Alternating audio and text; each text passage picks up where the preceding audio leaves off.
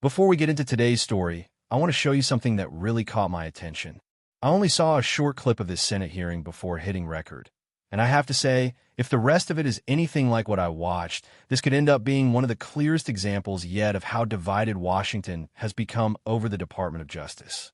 There was one exchange in particular that immediately stood out, and I think it's something every American should see for themselves. So let's watch it together, break it down, and talk about what it really means for the future of the country. Welcome back to the Political Brief, the channel where we cut through the mainstream media spin and give you a conservative perspective on the biggest political stories shaping America. If you believe in the Constitution, the rule of law, secure borders, individual liberty, and holding Washington accountable no matter who is in power, you're in the right place. Make sure you hit that subscribe button, leave a like, and most importantly, drop a comment below. I want to hear whether you think the Department of Justice can actually regain the trust of the American people. Now, let's get into this hearing. Really not going to answer that question, so let me get on to. Would you like to? I do have I'd love to questions respond. for the second round. You'll have a second round. Would you like to speak before I call on Senator Cruz? No, sir. Thank you. Okay. Senator Cruz. Thank you, Mr. Chairman. General Bondi, welcome. Thank you for Thank you. your long career in public service, and thank you for your willingness to take on this incredibly important office. You know, I have to say, I don't know that there is a more important position in this new administration than the position to which you have been nominated, Attorney General of the United States. I thought the exchange just a moment ago with Senator Hirono was illustrative. She asked you how you would respond if the president asked you to target his political enemies. It's rather striking because it's not a hypothetical. It has happened over the last 4 years. And I think perhaps the most tragic legacy of the Biden-Harris administration has been the politicization and the weaponization of the United States Department of Justice. And we don't need to ask hypothetically because Joe Biden publicly mused and allowed the New York Times to report it, calling on Merrick Garland, why will he not prosecute Trump more quickly? And Merrick Garland, sadly, he sat in that chair and promised to be apolitical, and he broke that promise almost the instant he walked into the Department of Justice. If you look on the west pediment of the Supreme Court of the United States, just above the entrance, there's a simple yet profound four-word phrase, equal justice under law. We have seen over the last 4 years a Department of Justice that systematically targeted the political opponents of Joe Biden and Kamala Harris, and that systematically protected his friends and allies. And it is tragic to see the loss of confidence in the American people, in the Department of Justice, and in the FBI. I would note, I don't think there's an institution in America who has lost more respect from the American people than the FBI has in the last 4 years. That is a grotesque violation of the obligation of the Department of Justice and the FBI. So I want to start with just a very simple question. If you are confirmed as Attorney General, will you pledge to fairly and faithfully uphold the law regardless of party? So help me God. Amen. Look, and I want to be clear for folks at home. I don't want a Republican Department of Justice. I don't want a Democrat Department of Justice. I want a Department of Justice that follows the damn law. And I think the American people do too. That shouldn't be too much to expect. Now, I'm grateful to President Trump for nominating you. I think on any objective level, you're clearly qualified for this position. You have been a prosecutor for decades. You have been the elected Attorney General of the state of Florida, the third largest state in America, for 8 years. Let me ask you, in terms of your practice, how many criminal cases over the course of your career have you personally handled? Handled thousands. How many of those were before a jury? Hundreds. I don't want to overstate, but hundreds. I was in a courtroom for many years. I tried 4 when I was an intern, jury trials. I think you had to try at least 20 in misdemeanor before you went to felony. Then you were in court every day, and I was also lead trial attorney for many years trying many cases. So. And how many of those cases would have been before a judge? Oh, hundreds and hundreds as well, but hundreds before a jury, I would assume. And as Attorney General of Florida, how many lawyers did you supervise roughly? Approximately 400, Senator. Now, I also want to clarify something. During the course of this hearing, several Democrat senators have referred to you as President Trump's, quote, personal lawyer. Now I don't believe that is an accurate characterization. As I understand it, you represented President Trump as a White House special advisor during his first impeachment trial. Is that correct? Within Office of White House Counsel, yes, Senator. And is working within the White House counsel's office different than representing Donald J. Trump individually as his personal lawyer? Absolutely. How's it different? You're working for the government. You're working for the Office of White House Counsel. You're not representing him in his personal capacity. And so you have not represented him in his business affairs, in his personal life, or in any of the criminal trials he has faced? No, Senator. And you know, when it comes to weaponization, it's worth noting that in more than 2 centuries of our nation's history, no president had previously been indicted, no president had previously been prosecuted until the Biden-Harris White House came along. And in the last 4 years, we've seen Donald Trump indicted and prosecuted not once, not twice, not 3 times, but 4 separate times. And 2 assassination attempts, Senator. I have to say, Javert from Les Mis would be chagrined at the efforts of Democrats to do anything possible to take him down. And I believe the real target in this was not President Trump, but it was the American people, that these prosecutions were brought because partisan prosecutors were terrified that the American people would do exactly what they did in November of 2024 and vote to reelect Donald J. Trump. By 77.3%. Million Americans, 77.3 million Americans. Will you commit every day as Attorney General to follow the law, to follow the Constitution, to uphold the rule of law without favor and without regard to the partisan position of any criminal defendant? Yes, Senator. That's what we should all expect from an Attorney General. Thank you. We'll now recess for 30-minute lunch break. That means we'll be back. Right away, Senator Ted Cruz comes out swinging, and instead of treating this as just another routine confirmation hearing, he frames it as something much bigger. He's essentially arguing that the Attorney General isn't just another cabinet official. According to Cruz, this position may be the most important role in the administration because whoever occupies that office has enormous influence over whether justice is applied equally or politically.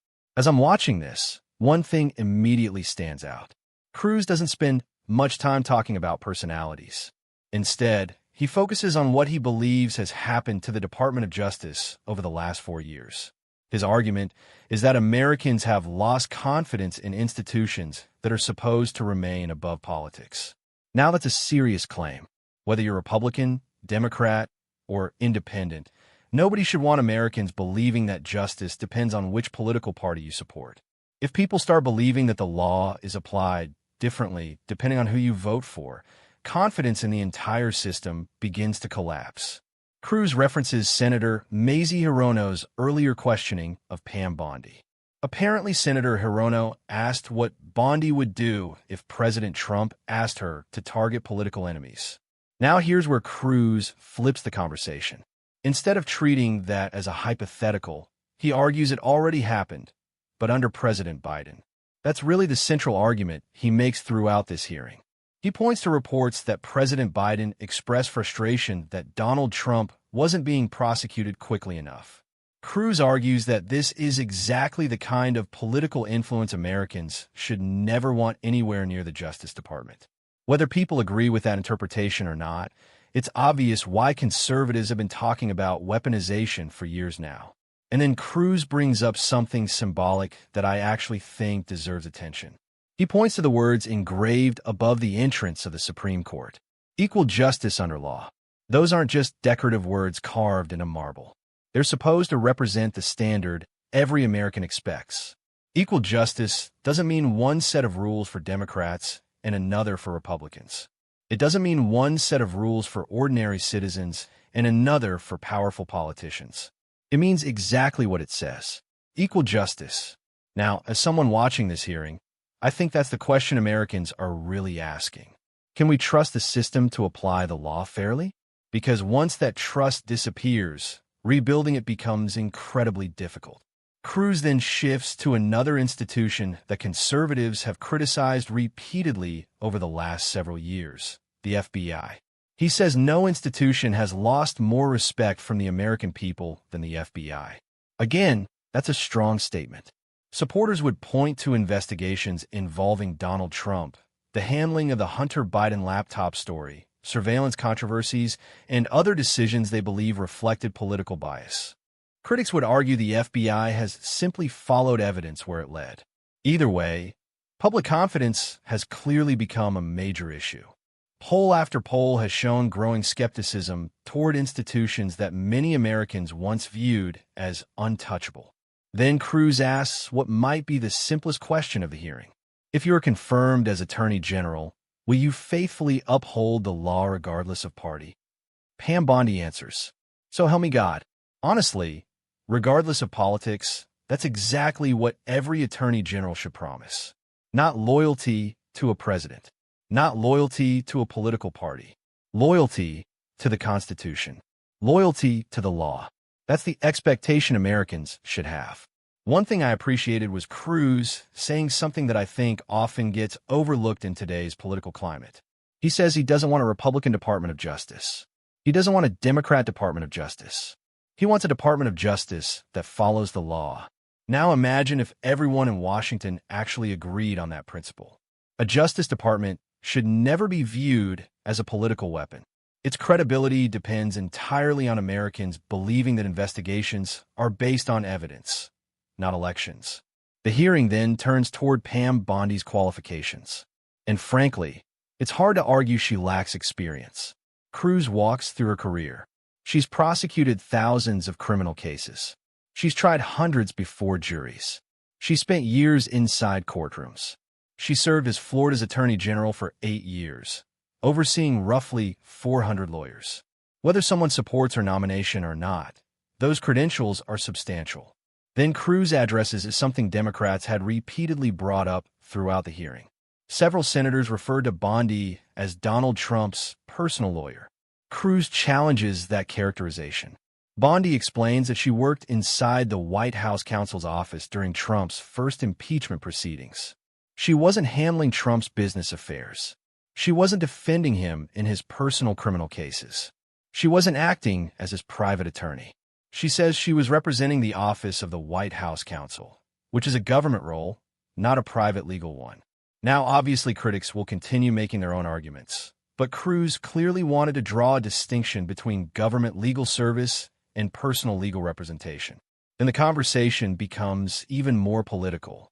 Cruz points out that for more than 2 centuries of American history, no former president had ever been criminally prosecuted. Then, during the Biden administration, Donald Trump faced 4 separate indictments. Conservatives see that as unprecedented. They argue it reflects selective prosecution. Democrats argue no one is above the law and that prosecutors followed evidence. That's ultimately where much of this national debate sits. But Cruz goes one step further. He argues the prosecutions weren't simply aimed at Donald Trump.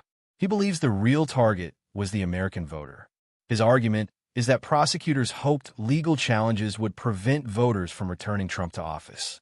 Whether people agree or disagree, It's a powerful political argument because it shifts the focus away from Trump personally and toward the rights of voters to decide elections themselves. He even references Trump's 2024 victory, noting that more than 77 million Americans voted to send him back to the White House. From Cruz's perspective, those voters ultimately rejected the legal and political battles surrounding Trump. Then comes the final question. Will Pam Bondi commit to following the Constitution and enforcing the law fairly, without regard to politics? Her answer is simple. Yes. Honestly, that's probably the most important answer of the hearing. Because at the end of the day, the Attorney General isn't supposed to be the president's political enforcer. The Attorney General serves the Constitution. Now here's my reaction after watching this exchange. America desperately needs institutions people can trust again. Conservatives have spent years arguing that federal agencies became too political. Democrats argue those agencies were simply enforcing the law. Those disagreements aren't going away overnight. But if there's one principle almost every American should be able to agree on, it's that justice should never depend on party affiliation.